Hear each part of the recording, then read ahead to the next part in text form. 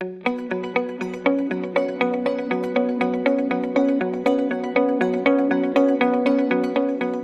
النهارده هنتكلم على الطفيليات اللي بتيجي في بطن الاطفال. هنتكلم عن الاميبا، هنتكلم عن الجيارديا. ابني عنده اميبا وبدي علاج كتير وما بتخفش، واديته بدل الجرعه مره واثنين وثلاثه، وبرده الاميبا زي ما هي. اتعامل معاها ازاي؟ امتى اشتغل عليها؟ امتى ان انا ممكن اكون مش محتاج علاج؟ كل ده هنعرفه في فيديو النهارده ان شاء الله.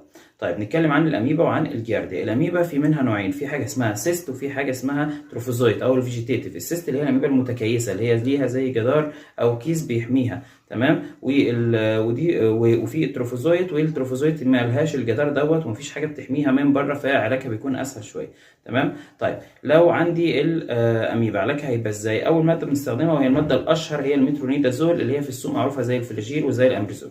الجرعه بتاعه المترونيدازول بتكون حاجه اسمها 50 مللي جرام لكل كيلو في اليوم. فالمفروض ان الدكتور بيشوف وزن الطفل بيضرب وزنه في 50 يطلع الجرعه المفروض الطفل ياخدها الجرعه اليوميه من المترونيدازول على مدار اليوم كله، وبيوزعها على حسب الدواء اللي هيكتبه. هل تركيزه 125 في الخمسه ولا 200 في الخمسه؟ دي الدكتور بيبدا ان هو يحسبها. فعندي طفل مثلا لو عنده 10 كيلو، وزنه 10 كيلو، وعنده الاميبا ومحتاج ان انا اعالجه، فهبدا ان انا احسبها، اضرب الجرعه اللي هي 50 في 10، تمام، يطلع لي 500. بضرب فيه حاجه اسمها السوليوشن كونسنتريشن، اللي هو الكميه اللي مذاب فيها التركيز في الدواء، اللي هي بتبقى في الغالب بتبقى 5 سم على التركيز اللي هو 125 مثلا، فبيطلع حوالي 20. بياخد الطفل حوالي 6 سم او 6 سم ونص كل 8 ساعات، وبيمشي على كده لمده اسبوع كامل. خلاص. طيب الاميبا لو هي سيست تفرق عن هي لو تروفوزويت او فيجيتيتيف في طريقه العلاج. الجرعه واحده، ولكن لو تروفوزويت بمشي اسبوع واحد بس، لو سيست بمشي اسبوع، اريح اسبوع وادي اسبوع تاني، لان السيست في الغالب يعني الجدار اللي قلنا بيحميها مش بتموت من الجرعه الاولانيه. بندي الجرعه الثانيه بتكون اتحولت للتروفوزويت وبتبدا ان هي تموت مع الجرعه الثانيه. فلو سيست بدي اسبوع اوقف اسبوع وادي كمان اسبوع، لو تروفوزويت بدي اسبوع واحد، وده كافي جدا بالنسبه لها.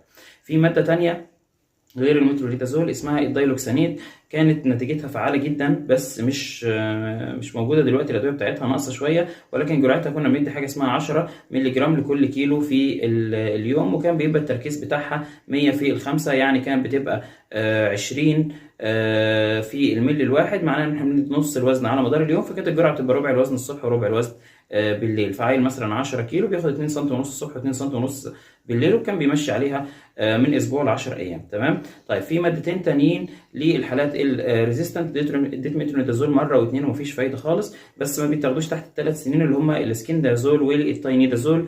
اللي هم التاينيدازول زي الفلاجنتيل، والاسكندازول زي البروتوزول.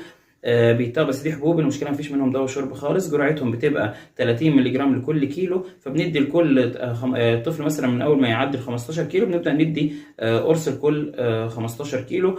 لو حسبنا الجرعه هنلاقيها من 30 وساعات بنوصل الجرعه ساعات لحد 50، بس في الاطفال في الغالب بنكتفي ب 30 مللي جرام لكل كيلو على مدار اليوم. بتتاخد ازاي في اليوم كله؟ يعني تاخد ازاي؟ الجرعه بتاخد مره واحده على الريق الصبح، تمام. تتاخد قرص لو مثلا طفل 15 16 كيلو، قرص على الريق لمده 3 ايام، وبعد اسبوع 10 ايام بنبدا ندي قرص على الريق لمده 3 ايام تاني. الفكره بس في الادويه دي ان هي ساعات بتعمل مغص سنه، فنبقى عارفين ونعمل حسابنا ان احنا ممكن ندي للطفل دواء المغص لو اشتكى منه، تمام. طيب دي بالنسبه للاميبا. في حاجه تانية اسمها الجيارديا، والجيارديا علاجها اسهل من الاميبا شويه. المترونيدازول مش بندي 50 مللي جرام لكل كيلو، لا بندي 25 مللي جرام لكل كيلو بس، وبيمشي عليه من اسبوع ل 10 ايام، برده بيجيب نتيجه كويسه جدا مع الاطفال. فلو طفل مثلا وزنه 10 كيلو بيبقى كفايه قوي ان انا اديله 3 سم ونص مثلا كل 8 ساعات، ومشي عليهم لمده اسبوع 10 ايام. برده لو سيست بطول عليه شويه، بدي اسبوع، اوقف اسبوع وبدي اسبوع، ولو فيجيتيتيف بدي هو اسبوع واحد وخلاص. طيب في حاجة نبقى عارفينها نسيت ان انا اوضحها في الجزء الاول من الفيديو. الام بتحلل لطفلها عادي كده اطمئنانا، الولد ما بيشتكيش من اي حاجة، حركة بطنه طبيعية، ما فيش اسهال، ما فيش امساك، ما بيشتكيش من مغص، ما فيش اي حاجة. ولقيت اميبا في مصر. الاميبا انديميك، الاميبا متوطنة، فمش لازم ان انا اتن ورا الطفل لحد ما اعالجها، انا بعالج لو في اعراض، تمام. لكن هي لقيت اميبا كده وخلاص والطفل ما بيشتكيش من اي حاجة، لا دي مش لازم ان انا اتن وراها بعلاج ونقول ادينا كورس مرة واثنين وثلاثة وهي موجودة، لا دي مش لازم اعالجها. اذا في اعراض بعالج. مترونيدازول ما نفعش، ممكن ابدا ادي الحاجات الثانيه زي ما قلنا، زي الدايلوكسانيد وزي الاسكندازول وزي التاينيدازول. كده يكون فيديو النهارده خلص. يا ريت اللي عجبه الفيديو يعمل اشتراك او سبسكرايب للقناه، واللي ما يعرفش بنفتح اليوتيوب وبنكتب اسم القناه من هنا، بنكتب افهم طفلك دكتور اسلام عزام،